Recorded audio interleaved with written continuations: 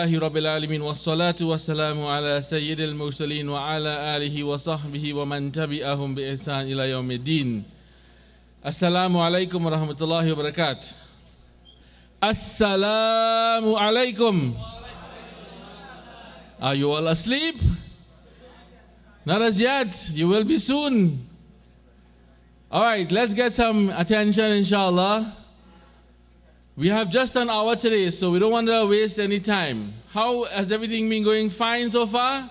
Alhamdulillah, good. Now here's what we want to do, brothers. Pay me some attention first, inshallah. Turn to me, brothers and sisters. Today's topic for our workshop is Dilemma of the Youth. Now, of course, the first thing we need to understand is what is a dilemma.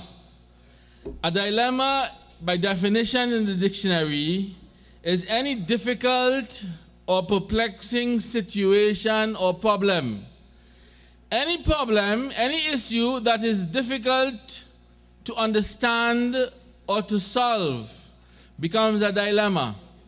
And therefore, a dilemma is something that you want to solve and you want to get a solution for.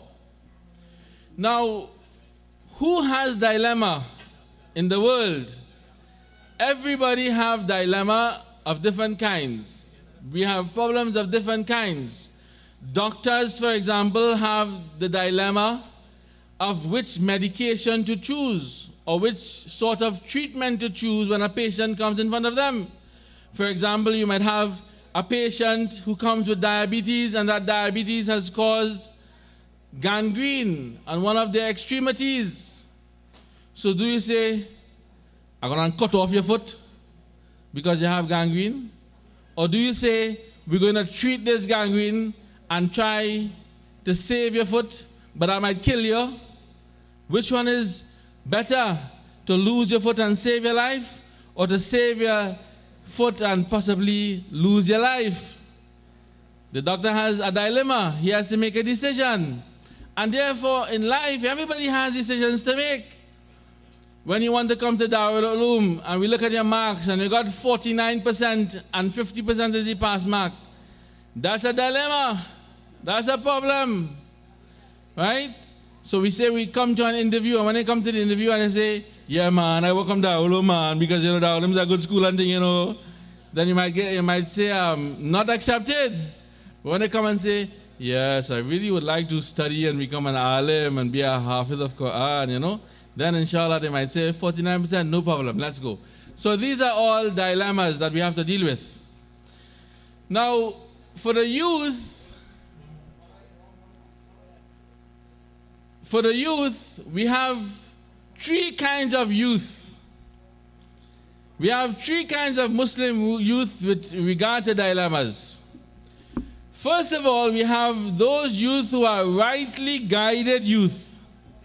They are the brothers and sisters who believe in Allah, practice Islam, they work very hard to obey the commands of Allah, they work very hard to stay away from the prohibitions of Allah, and all of the tests and trials that Allah puts them through that we talked about yesterday, they try to have patience at those times. Then we have those youth who are totally misguided and deviated. They are those who don't consider prayer to be important. Religion is just something for fanatics, right? They are involved in every sort of evil. They are guided by evil. And they have no desire to practice anything else but evil. And then we have the third category of youth who are confused. And many of us fall into that category. Of course, that category is better than the category of totally deviated, right? But in another sense, this is the more challenging category. You know why? If shaitan, the devil, wants to misguide a person, and he comes across a person with headphones in his ear, listening to 50 Cent, trousers dragging on the ground, tattoos all over his arm, some marijuana in his pocket, a 5-piece in his pocket, and a knife in the next pocket, and he belongs to G7, and, you know, he's a real wajang, right? Shaitan will say, he done gone through, leave him alone. But if Shaitan meets a fella or a girl who is Muslim, who has good parents who are trying to bring them up in Islam, but when they go to school, they hear about music, they're being introduced to drugs, they're getting offers to get involved with boys and girls, and they're wondering, and they're confused, and they're feeling to try it. And if the friends say they will take a smoke in the back of the school building lunchtime, and they're wondering, now these youths, Shaitan like them. Shaitan will come to them. Take a little thing now, man. Try a little thing now, man. It's only once. Afterwards, you will stop it. Get over with it. Get over it. Don't let them fellas call you a geek and a nerd and a girl. Use a girl. Everybody else try a cigarette already. You never even take a smoke. Use a girl. Right? That is the one Shaitan will push, push, push. That is the confused one. Why? Shaitan wants to push him over the edge. That is the one facing the dilemma. Now I want to mention 5 reasons why we end up in a dilemma.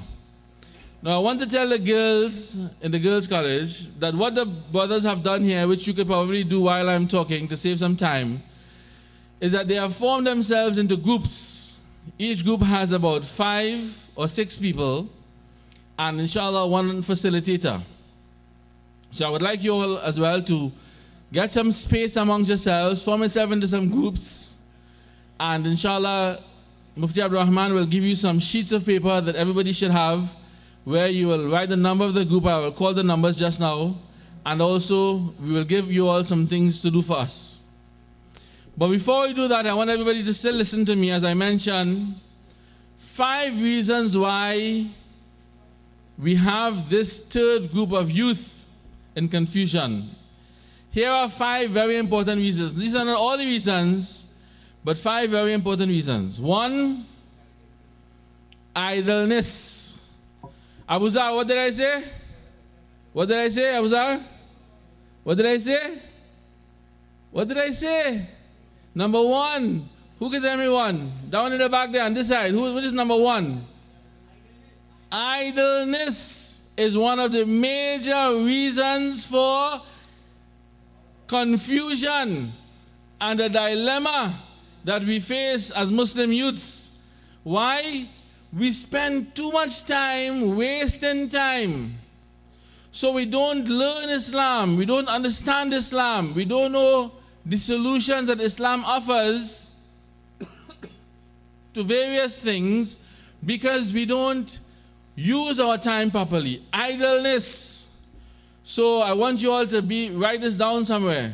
5 reasons that the ummah, that the youth of the Muslim world are confused and in a dilemma. Idleness is 1. Number 2, alienation between youths and their elders. Alienation between youths and their elders. You know why? The elders, the parents and the uncles and the aunts say, but I can't understand them children at all. But this is a different generation, but I don't understand that. Even the music them fellas want to listen to, it sound like they're quarreling and fighting.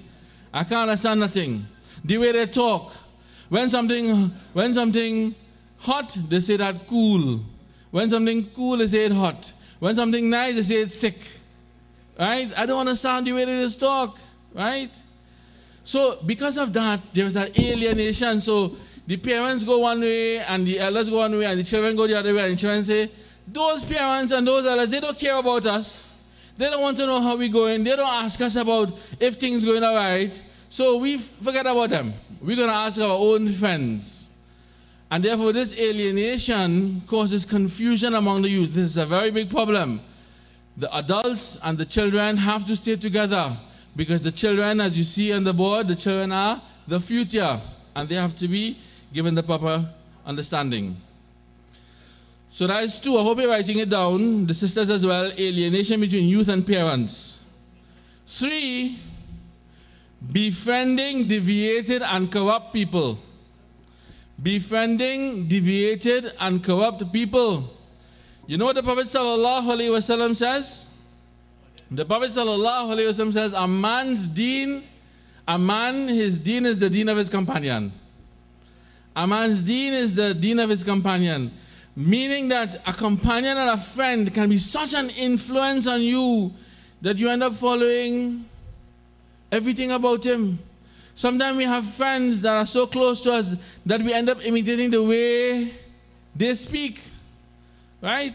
Like if they end up a conversation saying, well, cool now, see you later. You end up starting to talk like that now. Cool now, see you later. Cool now, see you later. You talk to everybody the same way. You want to know after a while where you get that talk from. You realize you pick it up from your friend. You end up liking the same foods he likes. To all, you end up having the same girlfriend because you like everything he likes. Huh? So, befriending deviated people, people who don't practice Islam. So we have to be very careful, as I said yesterday, about who we choose as our friends. And we only choose friends when we want to guide them, not that we want them to guide us. And the 4th reason for confusion is destructive media. Reading books and magazines and journals and watching television shows and advertisements, right? You all know this advertisement that says, be what you want to be, know who you are, and drink what you want. Huh? You know that advertisement? That's the Carib advertisement. Be what you want to be, drink what you are, be what you want. You know, it's telling you, you don't follow anybody, you don't listen to anybody, you drink what you want. Right? Be who you want to be. That's the advice they're giving. When we watch shows and movies, like Twilight, the series, you all know Twilight, the series, right? And you know they have people who really believe that we have, what do you call them again? Vampires walking around. Once you see a fair fella like Jamil, they're watching him close. I wonder if he's one of them, boy. I wonder if he's one, boy, because you know, anybody fear, no color and he going in the sun at all. He could be one of those. So the media corrupts our minds and makes us believe things that, you know how many people after Harry Potter, a set of children telling their parents, Daddy, I want a one. I want to buy a one. You know the little one that the fellas just move around so and all kind of things happen? And he say abracadabra and all kind of things happen? They thought that's a real thing. So the media, right, is a very important influence to cause confusion about things that we ought to understand, we misunderstand them. And the last thing is a misunderstanding of Islam itself. Sometimes when we're young, we think that Islam too hard, too difficult. We feel that Islam only holding us back. But if I wasn't a Muslim, boy, I could eat some of that baby back ribs that Ruby Tuesday to sell. It looking so tasty. You know it's baby back ribs? Baby back ribs is pork. And it look real nice when they put in the past that barbecue brush over there and you see that barbecue dropping over it and say, boy, if I wasn't a Muslim, boy, I'd really go down on some of that baby back. Or when you see somebody drinking and thing, you know, and it's, boy, if I wasn't a Muslim, boy, but this religion's so hard. Right? But that is because, you know what? We misunderstand Islam. When we understand Islam, we realize Islam is the most simplest religion to practice. And Islam is the religion that gives you the most happiness and the most contentment. When you understand Islam and you see somebody eating those baby back ribs, you feel sorry for them. You say, oh, look at what they're eating. Look at them. They know better. Poor fella. Poor girl. Eating pork. Eating pork. Imagine that. They eating pig. Right? So it's misunderstanding, so that causes confusion. And of course, we have to find solutions for those. Now what we've done now is we have divided the dilemma that we face into different groups, into different categories, different topics. We want the sisters, as I said, to form themselves into groups, and in each group, inshallah, we want to have a facilitator. We're going to call out certain topics and certain groups, and we want you all to discuss these. Everybody has a sheet of paper in front of them. So first of all, we'll call the group number. You write the number on your sheet of paper, and we will give you a topic. Now we want you to expand the topic, discuss it, and come up with some solutions. If this is a problem, it may not necessarily be a problem, but it may be a situation that you need to sort out, not necessarily a problem. It may be a situation to sort out. Come up with solutions and how to put those solutions into practice, right? And inshallah, we're going to call all the groups afterwards, and the sisters as well. We'll give you all about 15 minutes to do this. I will call all the groups, inshallah, to come up afterwards and just read out what you've written about how to find a solution to these problems, inshallah. So let's start on my right, and the sisters as well. When I say group 1 for the brothers, it will be group 1 for the sisters as well. All right? So topic number 1, right, with this group here will be group 1. So write group 1 on the paper. Balancing academic and Islamic education. Balancing it. Because sometimes people end up doing too much academic education, and they don't know enough about Islam. We only have a certain amount of time and a certain number of years to study. How to study, how much to study, what solutions we can find to that. So that's group number 1 here. So you go to number 1. Group number 2, following parents who are uneducated in Islam. Now that's a dilemma, because sometimes our parents tell us to do things that we know in our hearts we shouldn't do because of our own knowledge. But they do it because they say, my father used to do it, my grandfather used to do it, why we can't do it too, right? You as a child now have to follow your parents. You have to follow your parents, but at the same time, you don't want to go against the law of Allah. So how to deal with that? So group number 2 for the sisters and for the brothers, group number 2, Maulana, right? Maulana Sultan, group number 2, right? Following parents who are uneducated in Islam, how to deal with that? Group number 3, who is the facilitator in group number 3 down there? Maulana Sheraz. Peer pressure.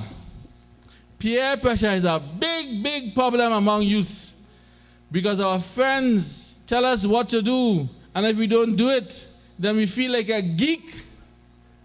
We feel like a nerd. So peer pressure, how to deal with peer pressure, what solutions? So group number 3 for the sisters as well, peer pressure.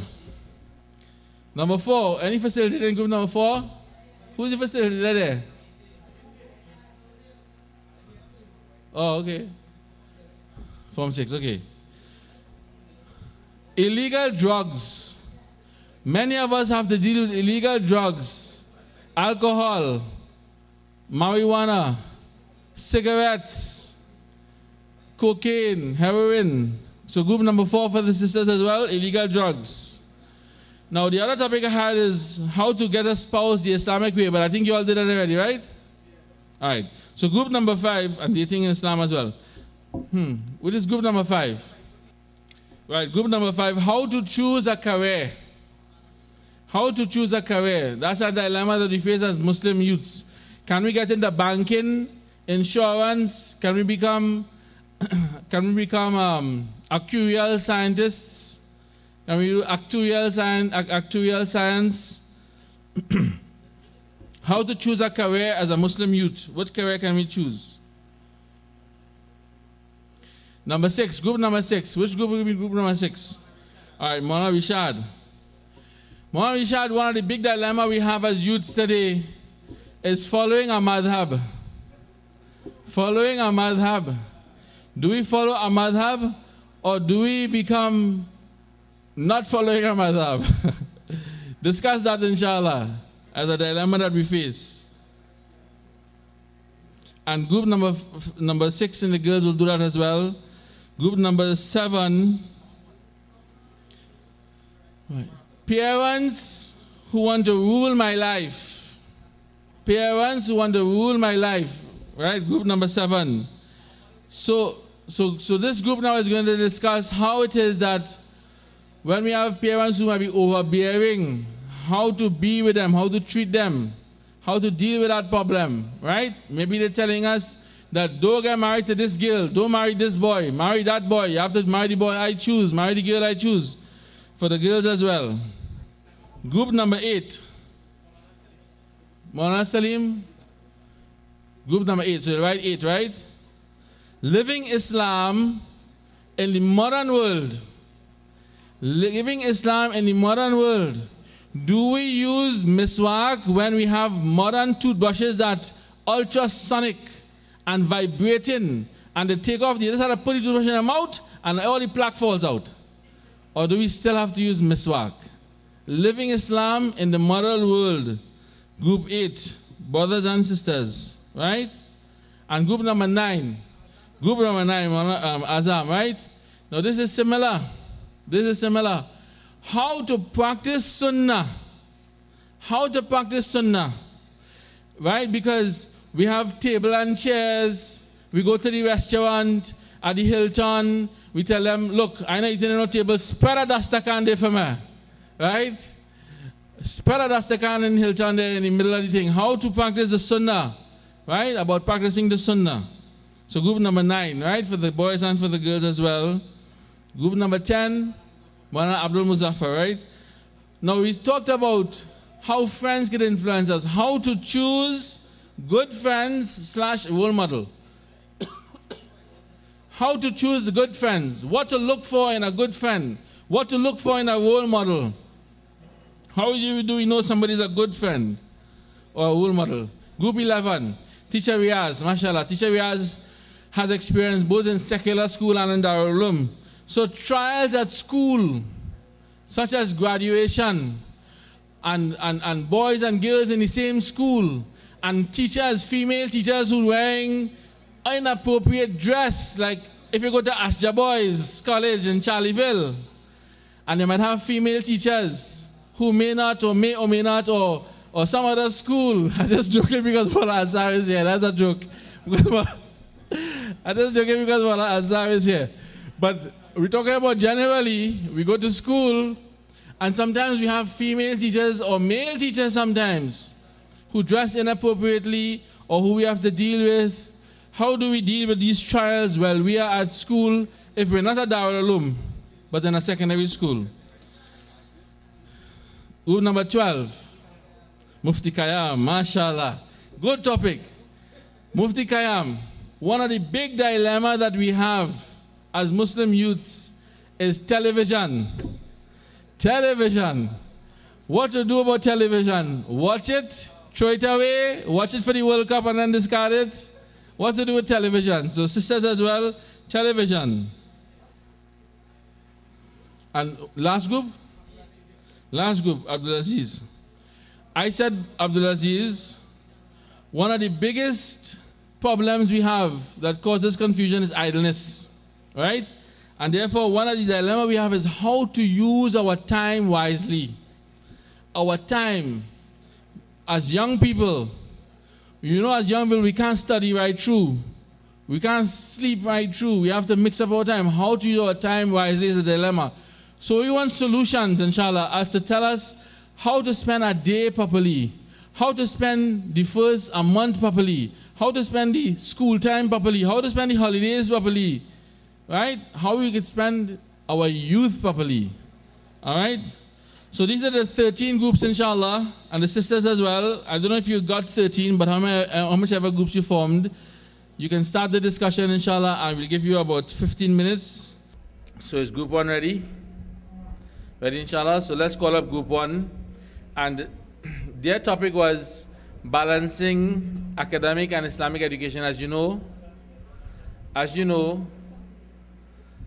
that youths have a problem in understanding which one to do, how much to do of which, and so on and so forth.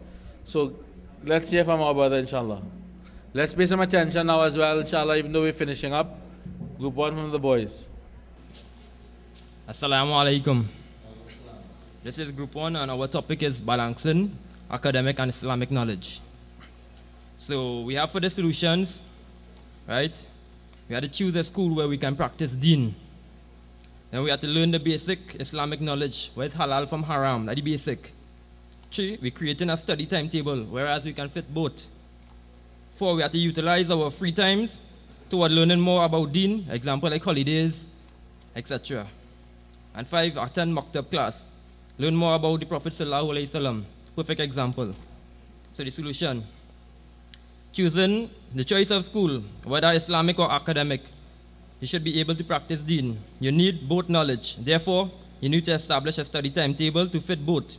Utilize your free time and holidays in learning more and extra work or research towards knowledge. Knowledge is compulsory for you. Try talking with knowledgeable people and try to learn more.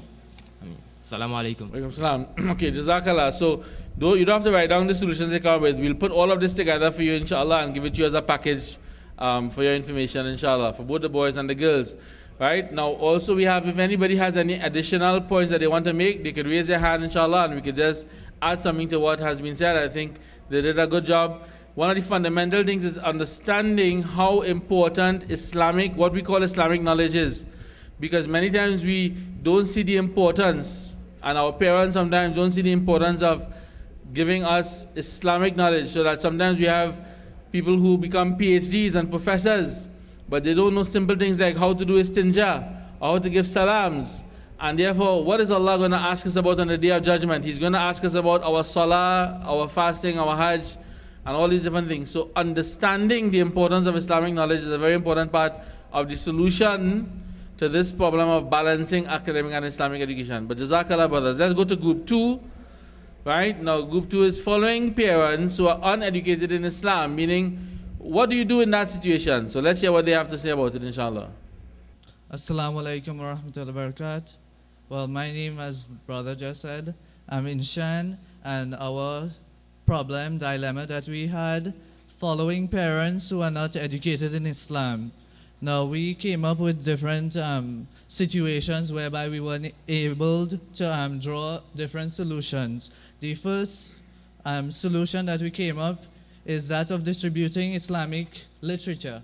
Now, in situations where, most parents, they give their child the opportunity to go into the academic realm of education rather than the Islamic, and they don't balance the both. The parents don't understand, and they are not educated about, what is the importance of Islam. So we came up to the solution whereby we could distribute Islamic literature in the homes where the parents can, inshallah, gain this knowledge and understand the importance of the two rather than focusing on one. The second we came up with is that of communication. Communication could draw in different directions. Now, simple process, like say for instance, this child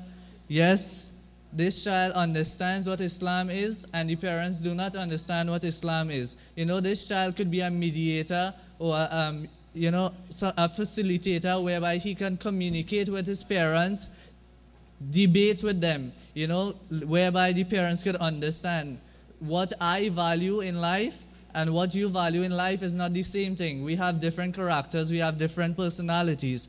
Yes, Allah subhanahu wa ta'ala commands us to follow our parents, but we have an exceptions whereby it comes to deen. We don't have to follow everything that you say. Once it goes against Islam, it is our duty, inshallah, to make the correct decision. So we got to explain this to our parents. Say, for instance, as Maulana was saying, if our parents command us or give us a situation to go and collect a glass of maybe black label, wine, rum, or something of that sort, right? How it is a child could go and tell this parent that I am not willing to do this for you.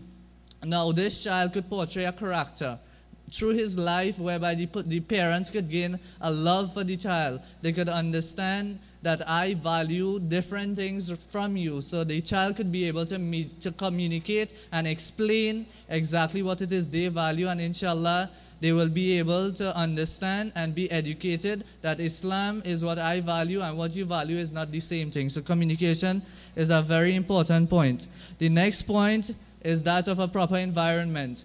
Now, when I go in Jamaat, is really nice that, the mahal, the environment is so essential whereby your mind is conditioned. You gain this love, you socialize with people and you understand, you understand what Islam really is. So if you carry your parents in lectures about all these dilemmas that youths face, they will understand that hormones and biological changes have many things to do, but Islam has a part to play also. So, educating the parents, carrying them to lectures in the proper environment could educate these parents, and they will, inshallah, will understand that I, as a person, I value Islam, and you value what you value, but we cannot, always go on what you want, but we have to go make exceptions for Allah subhanahu wa ta'ala. The fourth, we came up with the next point of using a mediator. Some children are afraid of speaking directly to their parents.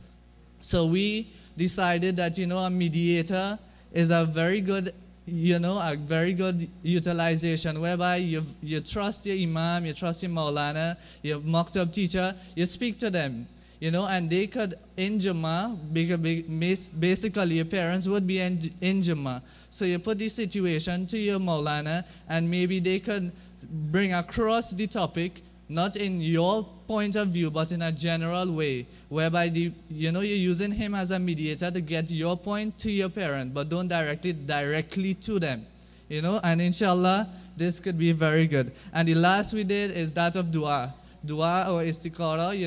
You're asking Allah subhanahu wa ta'ala to help you to make this decision, whereby you could value, the Islamic things rather than going and following everything that your parents are uneducated about. So inshallah, we hope that we discussed our topic full, and inshallah, we hope you all understand. Jazakallah. Very good, mashallah. And on the point of materials that can help in solving these dilemmas, I want to point you all to a very, very important website, which is the Darul Uloom tt.org. Where you'll find there a comprehensive list of fatwas. And these fatwas, inshallah, deal with a lot of the dilemmas that we face in the Muslim community, young people as well, especially things like, for example, what is Islamic in a wedding, what are some of the practices that people do which are Islamic, and so on. So you should take a note of this website, and you can go on there, inshallah, and get a lot of answers to many of your questions. Jazakallah. Let's get group 3 on, inshallah, peer pressure, group 3. And while group 3 is coming up, let me also invite, alhamdulillah, we are happy to have Mufti Wasim here with us. So if Mufti Wasim would like to make any additional comments, inshallah, he can come up, inshallah, and say those comments. We'd also like to ask you all that when the person is presenting, if you could stop what you're doing and listen, because it's very important that you're able to understand what they're saying, inshallah. Even though we give it to you later on in writing, you should pay attention. Assalamu alaikum.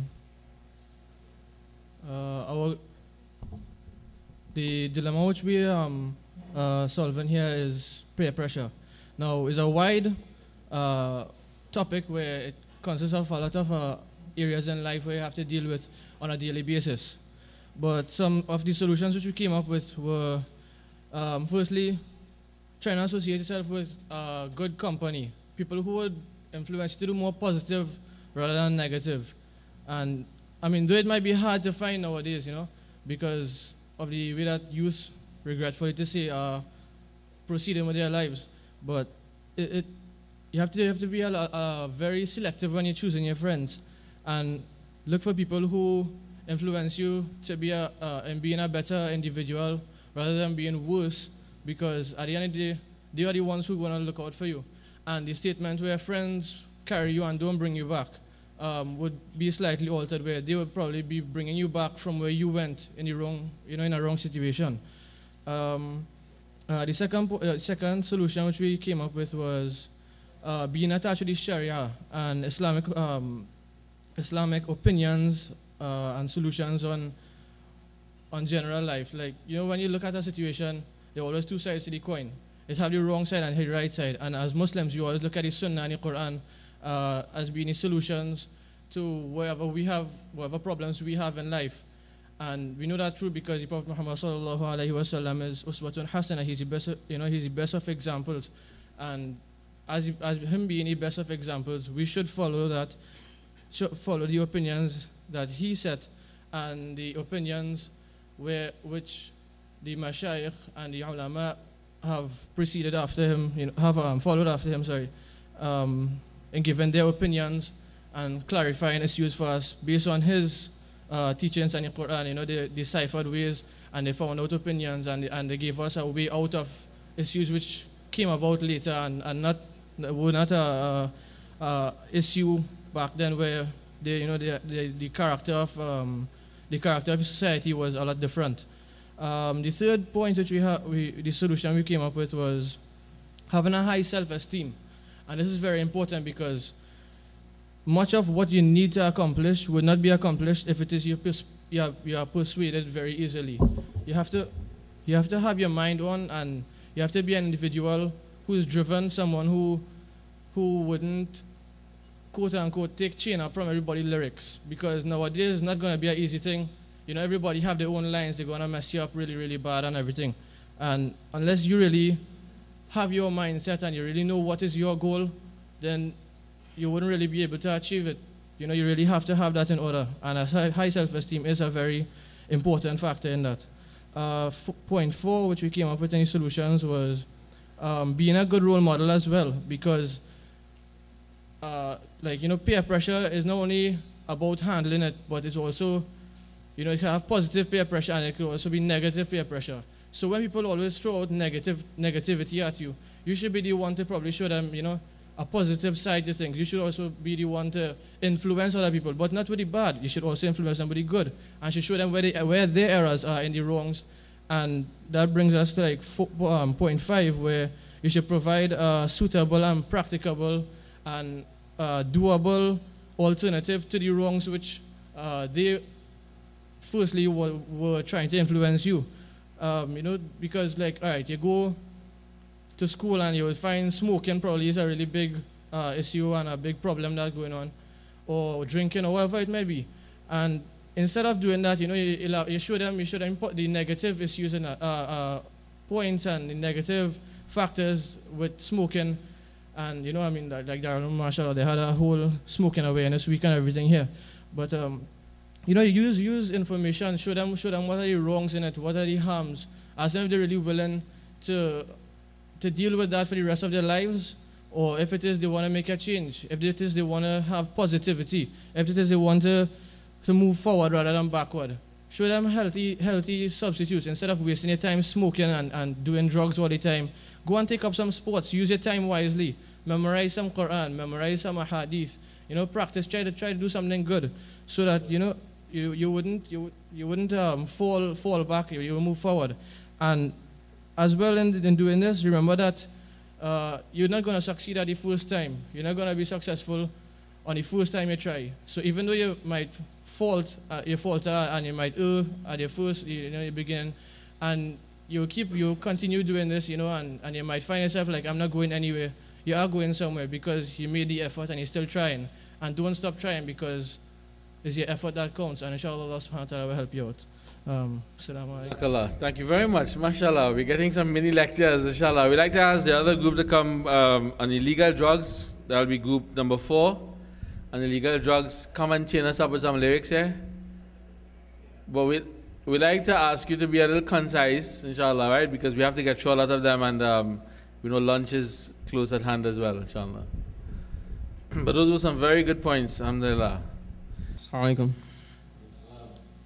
Well, our topic was illegal drugs, right? And the participants of our group was Muhammad, Uzair, Idris, Zakaria, Saleh, and Mikhail, right?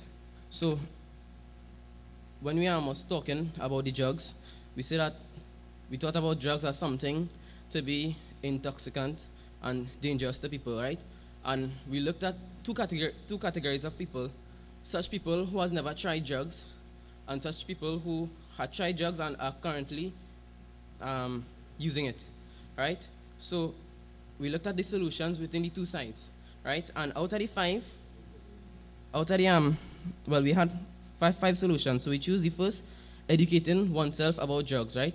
So this should be for somebody, well, on both sides, one who smoke and one who don't smoke, right? Two of them should educate themselves about drugs, right? So let's talk about the one who does not smoke, right? If somebody don't do something and he's not knowledgeable about it, somebody will come and say, you know what, boy, don't do this, boy, don't do this. And he will say, well, what are you talking about? I don't do this, right? So he should want to know why this man come and tell him not to do this. So concerning smoking, he could want to find out why we shouldn't smoke, why according to Islam it is haram, right? And find out the reasons, like, is it harmful and how is it harmful, right? And for somebody who smoke, right, he should think to himself, you know what, I'm doing this so much years and it's harming me, but I don't know how this harming me, right? So he should go and research, right, about the many ways smoking can harm.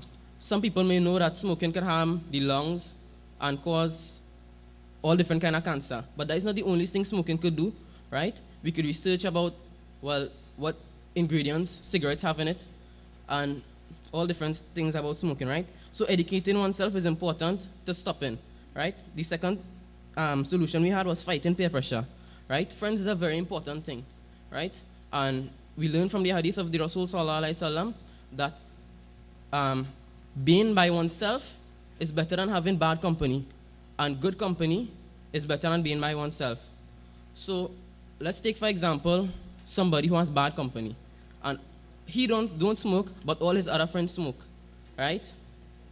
Then it is more likely for him to start to smoke because his friends could encourage him, right? So it is better for him to be by himself in this case. But if good company is available, right, and he could go by that good company and he will learn from them. And let's say somebody who smokes, right, let's say the person end up smoking, right, with his bad company friends, right, and he disassociates himself from them, so now he is by himself, right? But what are the chances him being by himself, right, to stop smoking? So there's good company now. Him alone is the only smoker, and all of his friends is good company.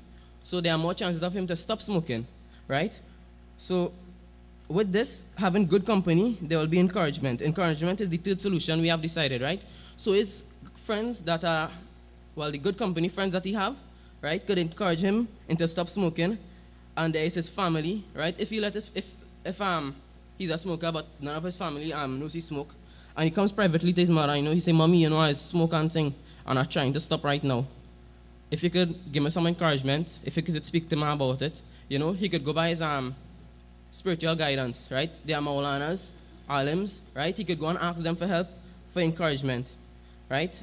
And one other thing that may help within stopping people from drugs is, we have decided is strict penalties for using drugs, right? So if we make strict penalties for using these drugs, right, then somebody who have never tried drugs, he could come and think to himself, you know, if I really smoke, boy, what will happen? I might get so much and so licks or something, right? So he would think twice about using drugs. And the last thing we say is God consciousness, right? God consciousness is a big part in doing everything, right? So if somebody decides to do something bad and he thinks about Allah subhanahu wa ta'ala, then it will discourage him in doing something bad. And if he decides to do something good and he thinks about Allah, right, then it will encourage him more into doing good deeds, right? So God consciousness, well, as we know, illegal drugs are something bad. So then God consciousness plays a big role in everything here, right? So how we can implement this is by first making the firm intention that we want to stop, right? Then we could try our best to stop it, right? By trying the solutions, hanging out with good people, right? Getting encouragement from others. And last, concerning God consciousness, is making dua, right? And asking Allah subhanahu wa ta'ala for help in making us complete our task of stop using illegal drugs, right? And that's all I have. Barakallah, very good, mashallah. Very important points. Let's have group 5 now, how to choose a career. The sisters as well, they should be bringing up the 5th group, how to choose a career. And one of the important things about drugs as well for parents is that parents need to identify, they need to be able to identify the signs about when their children may be trying a drug. There are certain signs that are very telltale. For example, redness of your eyes and so on at certain times, and slurring in his speech and so on. So parents need to really also find out about those factors. So we'd like to ask you to be a little concise. Concise means short, by the way, right? It doesn't mean long, it means short. So try to be a little concise, inshallah, so we can get through a little faster. Jazakallah. Assalamu alaikum wa rahmatullahi wa barakatuh. Well, the dilemma we got is how to choose a career. Choosing a career is not an easy thing, and there's a lot of things you have to look into and to find out about in a career. And these are the solutions in which we had come up with in choosing one. the first solution we had was to know the career an individual wants to go into.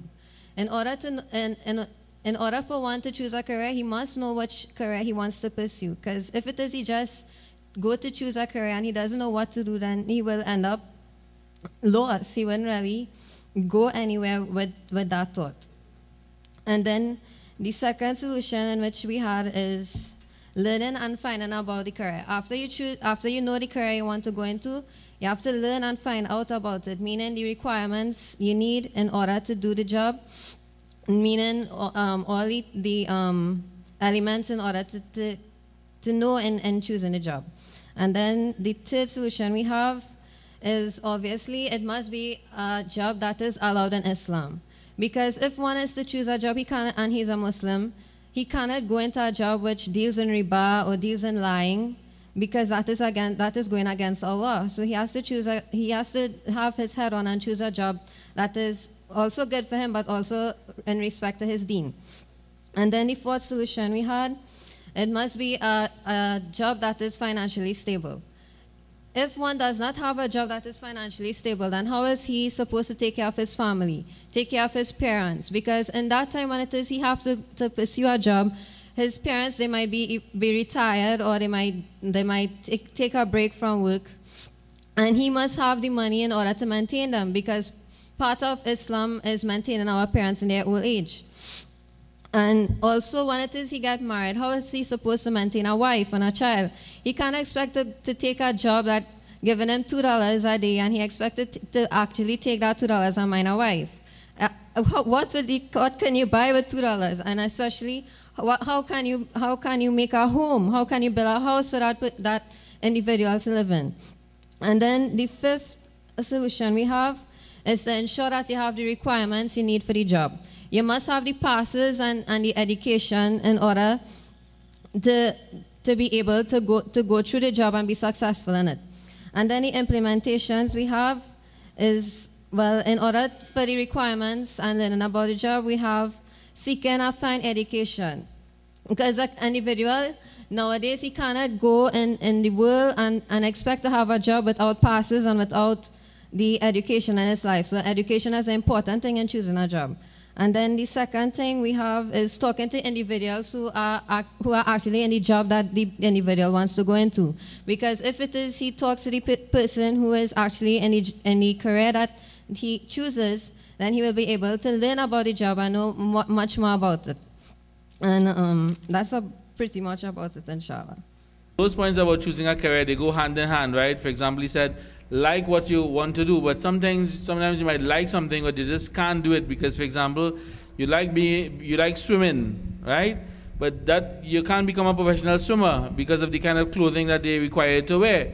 So liking a job that you want to do is very important, but it must also conform to Islam, right? You know, you have one of the biggest bartenders in Trinidad has a Muslim name. He was a Muslim, but that's certainly a haram thing to do. So you have to also look at what Islam allows you to do and what it doesn't allow you to do. All right, let's go with number 6 and the sisters as well. If you could start with the 6th group, inshallah. Assalamu alaikum. Honestly, this was a difficult topic to cover because in Islam, madhab is a great thing to cover, you know, but I'll see what I can do, inshallah. There's the solutions and the implementation one time. The first solution to this is finding out. That is basics, the principles of fiqh that must be known. And to do this, we could do reading, research, and seeking formal knowledge. That is from the places of knowledge, like Darul right here. Ask the teachers, call them, harass them. That's it. Ask, 2, learning about the imams. Ask the rightly guided scholars. Books, learn about the imams, literature, biography, illustrating the piety, how these people, the struggles they did to ensure that Islam was made easy for the ummah. And 3, understanding what is a madhab. And the same thing applies to number 1, 2, reading, research, seeking knowledge, etc. And 4, follow one madhab. That is, we follow one madhab that is dominant. That is, like in Trinidad, a majority of the Muslims, they follow the Ahnaf school of thought. So, and by doing all of the above, And the fifth one is respecting the other views. That is, by doing all of the above, you will acquire the knowledge and understanding about the different imams and that all their views were correct. And once you learn about the principles of fiqh, you will get to understand the different opinions and respect the different imams and the different opinions and do not condemn anyone. And inshallah, may Allah bless them for making Islam easier for the ummah, inshallah. Group number 7, parents who want to rule my life or parents who want to don't get along with them. Assalamu alaikum wa rahmatullahi wa barakatuh. The topic we have choose parents who want to rule my life. I just try to be very brief as possible due to time is against us. So I'll just go directly into the solutions. The first solution is respect and honor. We must show respect and honor to our parents. And respect and understand their decision upon us and why they make that decision for us.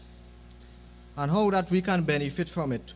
Whatever problem arises regarding the decision our parents are making, we should negotiate with them. So the second point is we try to negotiate with our parents and some good outcome may come from it. The third point, we must put our trust in our parents. Example, sometimes the things we want to do in this life, our parents may make a decision that is against that. Example, that we want to go party, we want to go clubbing, we want to go movie town, watching cinema. Our parents may make decision against that, we may be displeased. So we must put our trust in our parents for the decision they are making. Example, we want to acquire academic education to a high level, a bachelor's, a degree, but we doesn't know about Islam, he doesn't know the basic of Islam. Example, what is halal, what is haram, not even knowing to make istinja. So they might want us to acquire Islamic knowledge. So this is a very important thing we must take into consideration. The fourth point, we must show love and respect to them and let them be comfortable with us so that they can help us with our decision and our life.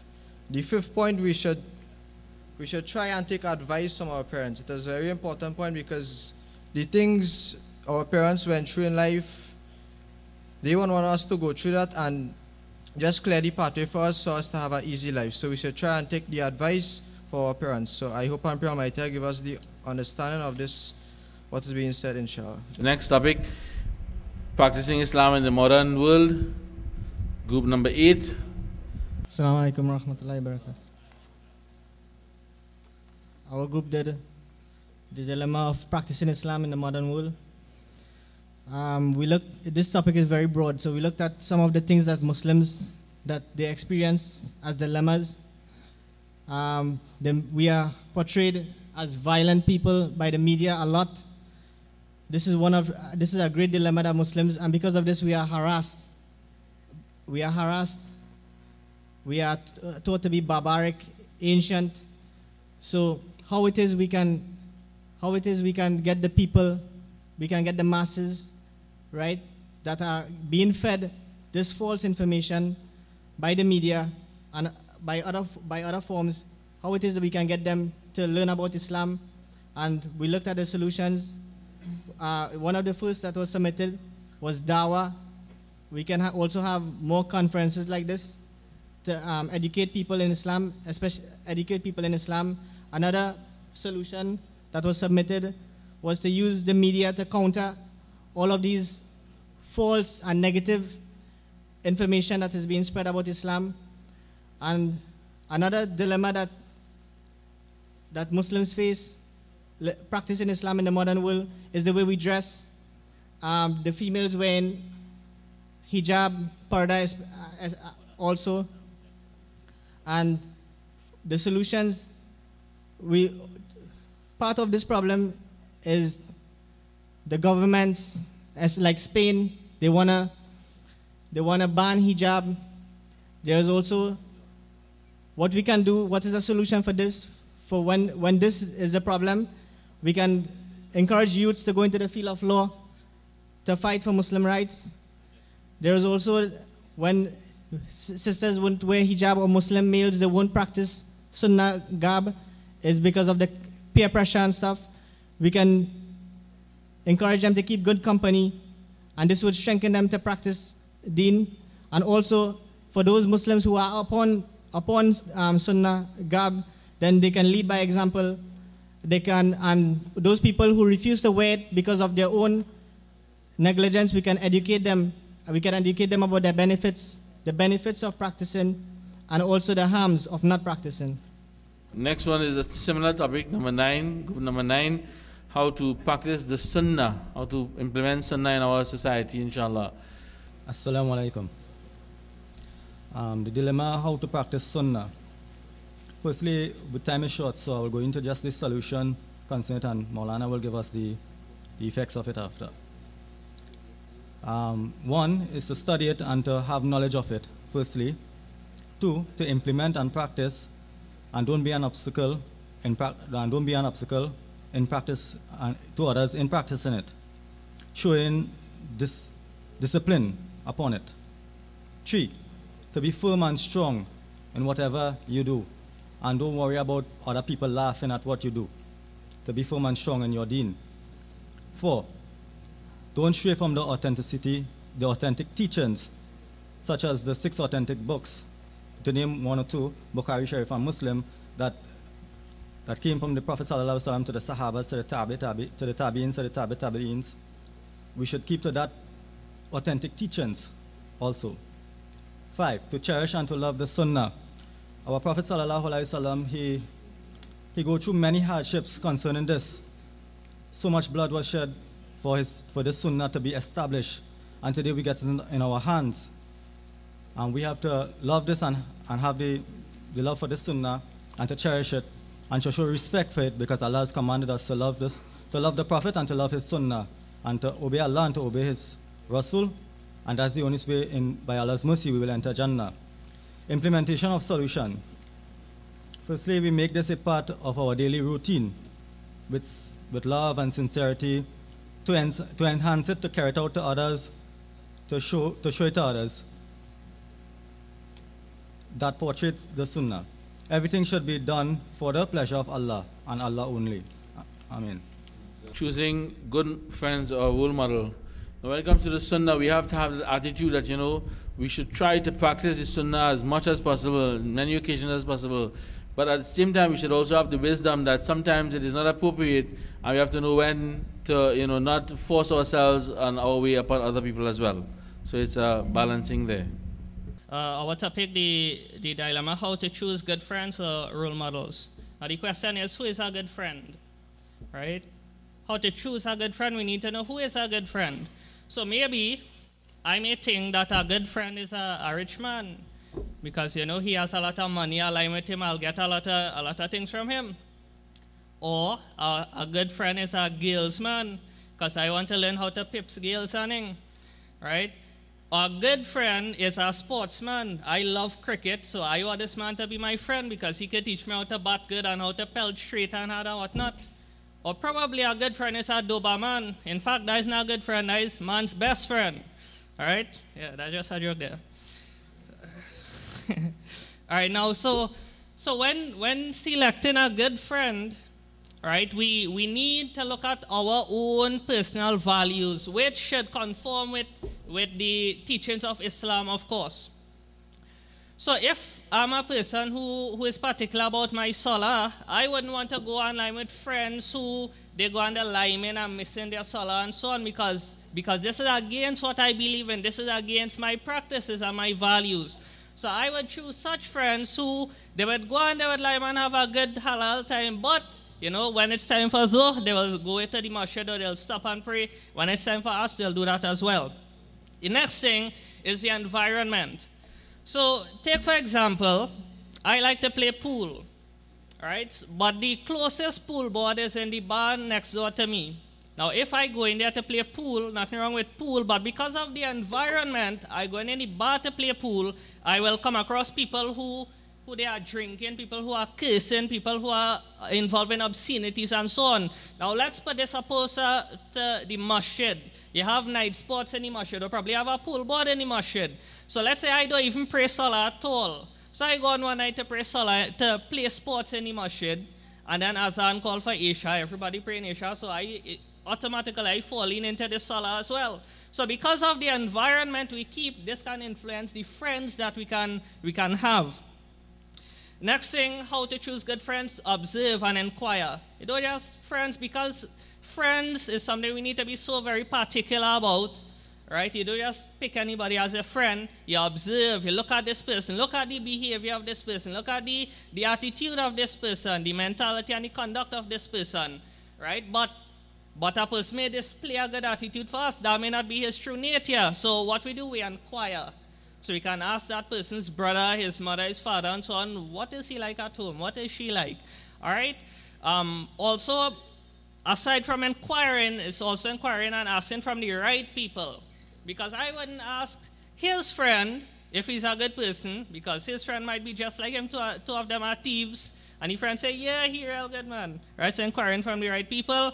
And the last point is to learn from other people's mistakes who had the company of bad friends. So let's say I have a brother and he used to lie in the block, and his friends were those people who used to smoke weed and cigarettes, and the police come and pick them up and carry them in jail. I should look at that, and this should be a deterrent to me from having friends like that. So I should, say, let me don't have friends like that. Let me have friends who they don't smoke weed, they don't curse, they don't steal, and so on. So these are the points. Assalamu alaikum. Next, trials at school. Assalamu alaikum. All right, the dilemma we had to deal with was trials at school. I come up with 5 small problems where a Muslim individual does face at school. One is lost focus. When you see a girl, a pretty girl, you want it to be your girlfriend. So therefore, you can lose focus in your academic studies and will focus on she. Right? The second one is least Muslim peers. I'll come up to the solutions after. Yeah. In the the mixed schools. Yeah. Least Muslim peers. So therefore, you will have least friends, Muslim friends influencing you on the right path. A Muslim friend will encourage you to fast and do good deeds and things. The next one is female interaction with boys. If you have female interaction with boys, that means the boy will lose more focus. He will have temptations towards the girls. The last one is peer pressure at graduation. If you really check it, graduation, you have to spend a lot of money, and you need a meet. And it's not really good for a Muslim to be going graduation, because he need a soulmate, and it would have partying, rum, all that kind of stuff. And the last one is the least religious instructions. You have how let's call it, ethics. Form 1 in certain mixed schools, you just only do ethics in Form 1 and Form 2, not Form 3, not Form 4 and Form 5. So you'll have least knowledge. I only come up with 3 solutions, but these solutions are major. One is try your best to follow the sunnah of the Prophet Muhammad sallallahu alaihi wasallam. That is, anytime you see a pretty girl or any girl, you must lower your gaze. Then you must take out extra time and go maktab and learn Quran and stuff like that. And I'm sure you'll agree with me on the last one. I think it's best for a Muslim student to go to a Muslim school like Darul. You will have more advantages than the mixed school. Okay, that is it. MashaAllah. Those are very important solutions as well. Let's get the other one, number 12, television. Of course, many of us will have to end up going to the government school and so on, so we have to put these solutions into place. Try to follow the sunnah, learn Quran and that kind of thing, as you say. Our topic was the dilemma of the TV. Try to be more selective in the station as we are watching. Try to watch more Islamic stations like IBN, TIN, the geographical programs, news and etc. Try to be more time management wise. Could help against watching of the television. And try to do all your chores and things instead of sitting and watching the TV. Choose better alternative. Or you could read and thing. Read some Quran and Zikr, Dewa. Try to learn more of the philosophy of the Muslim. Be more interactive with the family instead of being glued to the TV. Understand? Understand the brainwashing effects of the TV and media and try to avoid them. We need to get more parents, guidance, and other associates on board, while a person to be turned to Allah and ask for help in the improvisation of the solutions. Thank you. So that also is a very important. Last one is how to use my time wisely. How to use my time wisely. Right now in television, it's very important that we stick to the Islamic stations like TIN and so on, where we could learn something. Inshallah. Our topic today was how to use our time wisely, idle time. The participants in my group were Abdulaziz Mohammed, Imran Hussein, Adam Ali, me. How is it pronounced here? Insaf Mohammed, Saud Budu, Fazil Ali, and Nazim Ali. Our problems here was watching TV, video games, music, non-Muslim friends, and internet. The solutions we came up with were engage ourselves in outdoor activities, right? Instead of watching TV, go outside, play some football, cricket, and all them other sports and things. Non-Muslim video games now. Play the video games that non-violent, like all the what kind of games? Like basketball and football and the sporting games and things.